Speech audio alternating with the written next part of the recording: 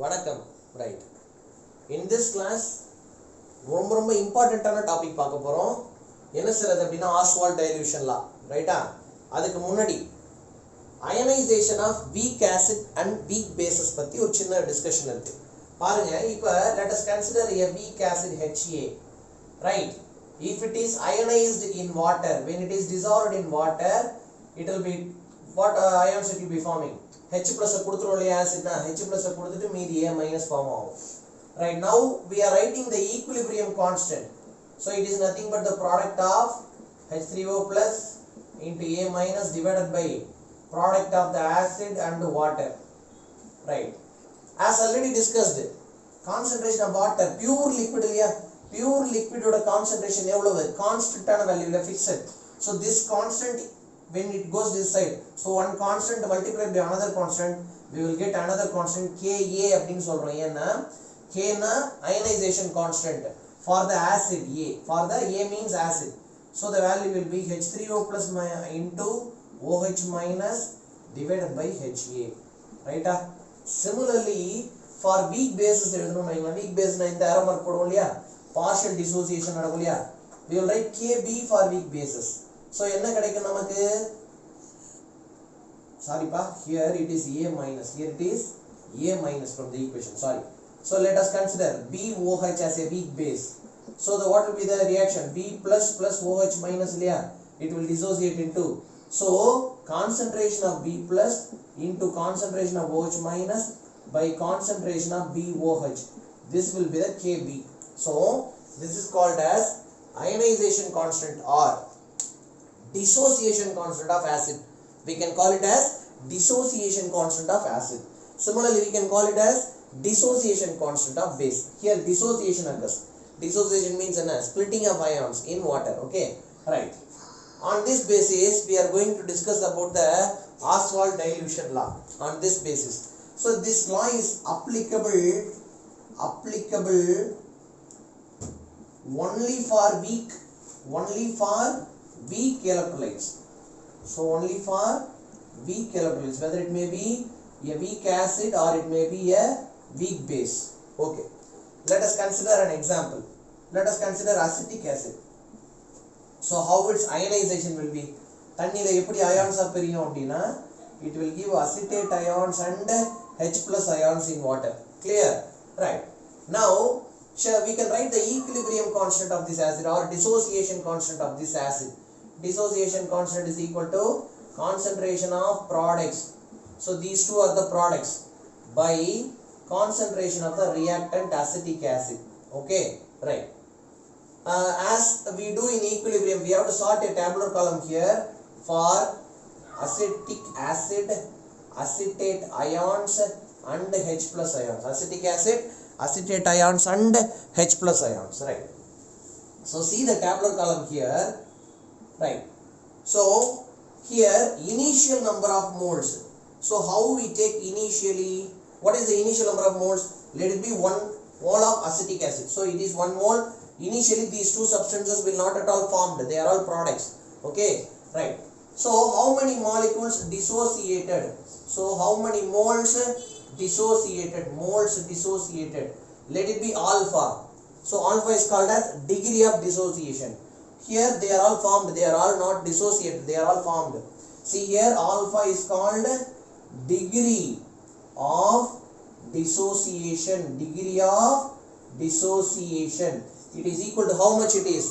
Right, it is equal to number of moles dissociated. Number of moles dissociated by total number of initial moles. Total number of moles present initially.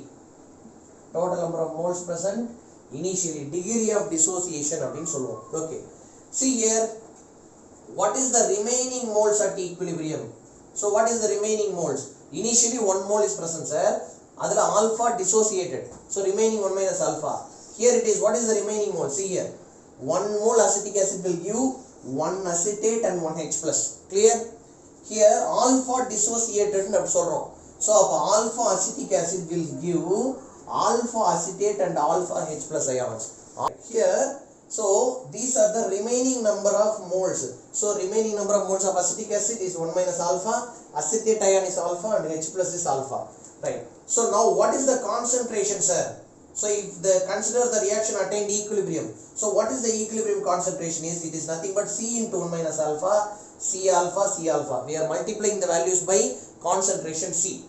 Right. Now we are going to substitute these values in this equation. Consider this as equation number 1. We are going to substitute these values. See what is the concentration of acetate? Concentration of acetate is C alpha. What is the concentration of H plus? Concentration of H plus is C alpha. Similarly, what is the concentration of acetic acid? Concentration of acetic acid is C into 1 minus alpha. So substituting, what will we get here?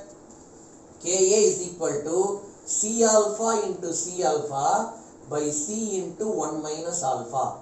So what will be the final value is alpha square C by 1 minus alpha. Why it is, sir? Because we can cancel C from the numerator and denominator. So the remaining alpha square C by 1 minus alpha. This equation is called as Ostwald dilution law. This equation is called as Ostwald dilution law. For weak electrolyte, it is applicable only for weak acid or weak base. Right. So in this equation, there are three terms. What are they? Dissociation constant of the weak acid. Alpha is nothing but the degree of dissociation, and C is nothing but the concentration. So these are the three terms. So we can define this Ostwald dilution law as it is an equation which relates dissociation constant of the weak acid to that of the degree of dissociation and concentration. அப்படினு equate பண்ணலாம். ஓகேவா? Right. ஃபர்தரா continue பண்றோம். இன்னும் கொஞ்சோண்டு derivation proceed ஆகுது. என்ன sir இது? Listen carefully. Then what is happening means, see here. If this is a weak acid, right? This is a weak acid. So forward reaction ரொம்ப கம்மியா தான் நடக்கும். Forward reaction alpha, that is the number of moles of acetic acid dissociated, alpha. If it is very very small, see here, if alpha is very very less than 1 or very very small, we can replace 1 minus alpha, which approximately equates 1. So we can replace the denominator as 1.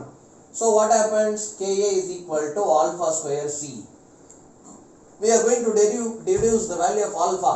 So keep alpha one side and take C concentration to other side. So it is Ka by C. So finally alpha is equal to square root of Ka by C. So this is an important equation which is of most needed here. Similarly, these are all derived for weak acid. If we derive for a weak base, same thing will happen, and we get the value of Kb as alpha square C by 1 minus alpha. So for weak bases, we will get this value, and this alpha value is equal to root of Kb by C. So this is the thing which you need to produce when in exams Ostwald dilution law is asked. Further, for our calculation and other problems purpose, we are deducing another relation. What is it, sir? From the tabular column, tell me what is the concentration of H plus? What is the concentration of H plus? Very good. C alpha, right? So for alpha, we can substitute the term what? Square root of Ka by C. If the C is present inside the square root, we can write it as Ka into C square by C, because if C square is inside, it may be written as C in outside. Now one of the C value will be cancelled. So the final answer is root of Ka into C. So the concentration of H plus can be calculated by this formula. Similarly, in the case of weak bases, the concentration of OH minus can be calculated in a similar way. Ka is replaced by Kb and the concentration is same. So Ka can be replaced by Kb. So these are the which are all important aspects regarding the Ostwald dilution law, which is applicable only for, it is the very important thing, it is applicable only for weak electrolytes, not for strong electrolytes. Okay, I hope you are all very clear with these concepts. Thank you.